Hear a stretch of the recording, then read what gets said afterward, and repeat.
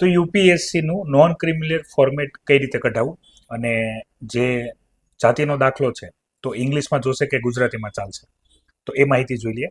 તો સૌથી પહેલાં જે યુપીએસસીનું નોન ક્રિમિનલનું ફોર્મેટ છે આ તમને ટેલિગ્રામ વોટ્સઅપ ચેનલ બંનેમાં મળી રહેશે, અને ના મળે તો તમે એકેડમીના નંબર ઉપર વોટ્સઅપમાં મેસેજ કરજો તો તમને મોકલવામાં આવશે.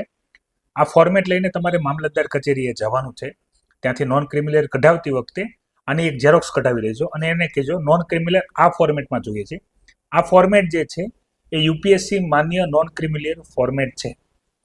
તમે ગુજરાતવાળું જે ઓલરેડી નોન ક્રિમિનલ નીકળે છે એ ઇંગ્લિશમાં હોય અને જો એને યુપીએસસી વેલિડ ના ગણાવે એવો પ્રોબ્લેમ ના થાય એના માટે ખાસ આ બાબતને ધ્યાનમાં રાખજો. લાસ્ટ ટાઈમ એક વિદ્યાર્થી સાથે આ પ્રોબ્લેમ થઈ ગઈ છે. ટોપ 100માં આવવા છતાં એમને આઈએએસ કે આઈપીએસ બંનેમાંથી એક પણ મળ્યું નથી. એટલા માટે યુપીએસસી આ ફોર્મેટ બહાર પાડ્યું છે નોન ક્રિમિનલ માટે, અને ઇંગ્લિશમાં જ રાખવાનું છે અને આ જ ફોર્મેટમાં તમારે આપવાનું છે.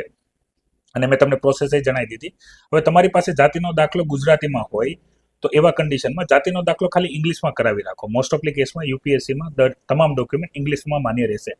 ઇંગ્લિશમાં શું ધ્યાન રાખજો કે તમારા જે નામના સ્પેલિંગ હોય લેટર એ બધી જગ્યાએ સેમ હોવા પડે, અલગ નહીં. 10મા ધોરણની માર્કશીટ અનુસાર બધા લેટર સેમ હોવા પડે. અને જો તમે નામ ચેન્જ કરાવ્યું હોય તમારું તો એના પણ પરફેક્ટ તમારી પાસે પુરાવા હોવા જોઈએ, અને એ અક્ષરમાં ભૂલું ન આવવા પડે. લેટરમાં એબીસીડી લેટર જે હોય ને એની અંદર એનું ખાસ ધ્યાન રાખજો. તો આ ડાઉટ્સ હતા એવા વિદ્યાર્થીઓએ જે ગઈકાલે મેસેજ કરેલા હતા નોન ક્રિમિનલને લઈને. હજી પણ કોઈ ડાઉટ હોય તો એકેડમીના નંબર ઉપર કોલ કરીને વધારે માહિતી લઈ શકો છો. જય હિન્દ.